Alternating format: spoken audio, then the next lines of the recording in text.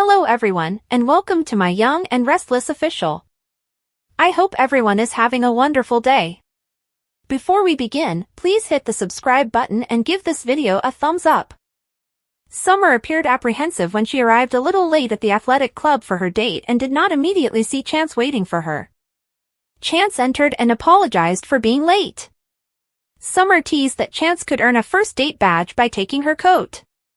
When Chance admired the lovely cocktail dress Summer had exchanged for business attire, he remarked, "You changed." Summer explained that she had done so because it was their first official date. Chance escorted Summer to a table in a quiet area. Summer admitted she was experiencing full-blown social anxiety, explaining that she would feel awkward facing Kyle, Abby, or even Phyllis. Chance was charmed to learn that Phyllis had assumed the role of matchmaker by suggesting to Summer that she and Chance should get together. Summer and Chance spoke about traumatic times in their lives when they had been present for each other. They also shared light-hearted moments neither had before known about the other. Chance poked fun at Summer when he learned that she did not like watermelon.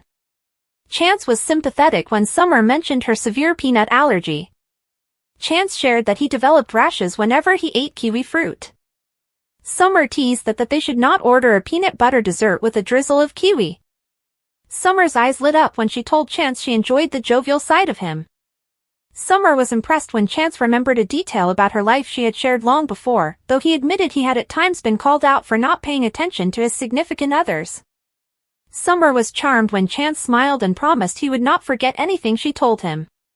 Reaching far back in time, Chance recalled Summer's Grand Theft Auto escapade. Summer spit out her coffee when she burst into laughter. Summer asked Chance if he had never had a rebellious streak. Chance replied, "Straight as an arrow all the way through." Summer, referring to the unfortunate car incident, noted that she had fallen for the wrong guy, having had her heart broken a couple of times afterward. Summer admitted she had once believed that Kyle had been the love of her life. Chance compared Summer's heartbreak to his regarding his breakup with Abby. Summer said, "Lately, something's lifted for me. I feel lighter. More hopeful." Chance raised his coffee cup and replied, "Cheers to that." The couple's tensions eased as they laughed while sharing their life stories.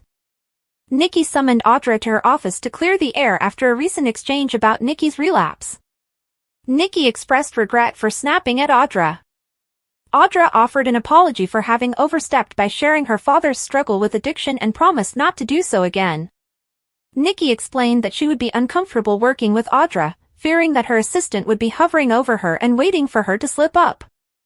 Audra promised to back off and pretend she was not aware of Nikki's relapse. Nikki insisted that codependence posed a danger to her recovery. Audra, concerned, told Nikki she feared she was about to be fired. Nikki offered Audra a position at the Newman Media office in London.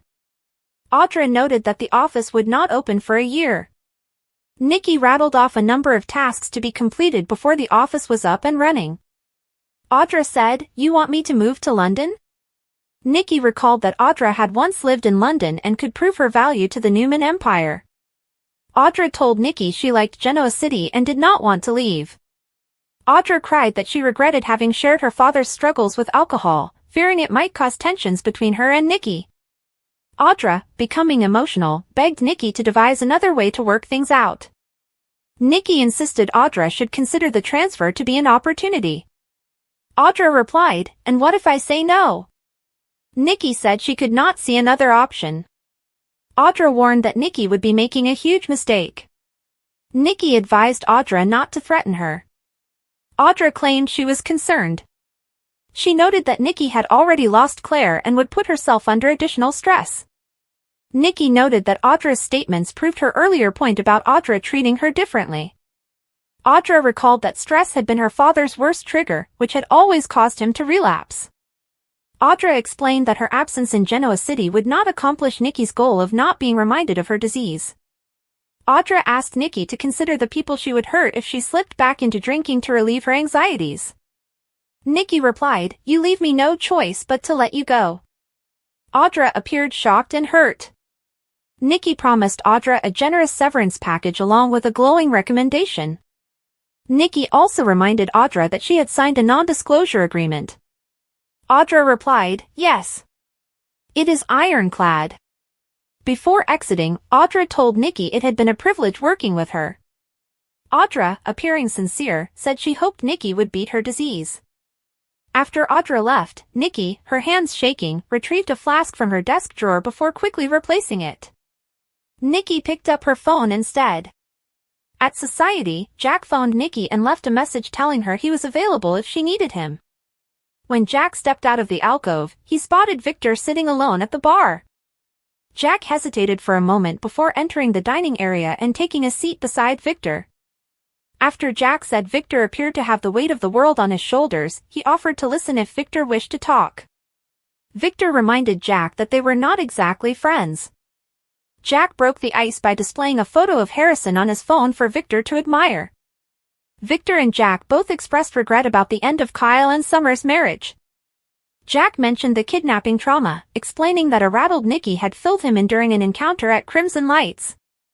Victor was curious as to why Jack had lent Nikki a sympathetic ear. Jack set Victor at ease after explaining that Nikki had been short on details, though he had surmised that the ordeal had been traumatic. Victor replied, "Yeah. Tough on all of us."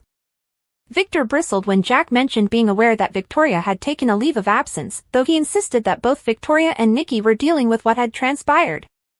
Jack said he admired Victor for supporting his family. Jack and Victor, former fight-to-the-death foes, shared lighter moments and even laughs while recalling their sparring days in the past. Victor, refusing to back down from his initial inquiry, asked, "What do you really want to know?" Jack insisted he had no hidden agenda and was genuinely concerned about Nikki and the Newman family. Victor told Jack it was none of his concern. Jack said he had maintained a friendship with Nikki, Nick, and Victoria. Victor attempted to shut down the topic. Jack was signing his bar tab to pay for his and Victor's premium drinks when Nikki phoned. Jack was careful not to reveal his caller's identity. Nikki, struggling to maintain her composure, cried that she needed to talk. Jack agreed to meet Nikki at her office. Jack told Victor that Diane was expecting him. Victor said he would tell Nikki that Jack had asked about her. Audra entered Society after leaving Newman Media and ran into Victor. Victor asked Audra if Nikki was still at the office. Audra explained that Nikki had discussed sending her to London to open Newman Media's new office. Audra cried that Nikki had fired her after the offer had been declined. Victor said, "I never heard about those plans."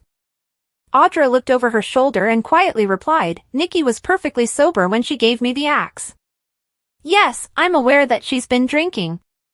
Audra noted that she had not used Nikki's substance abuse against her, though she had made a mistake by offering help. Victor offered Audra a position at Newman Enterprises. Audra replied, "In exchange for my silence about Nikki?" Victor noted that he valued discretion. Audra assured Victor she would abide by her NDA and would never use Nikki's sobriety as a bargaining chip. Audra informed Victor that she had other plans, adding that it had been a clarifying evening.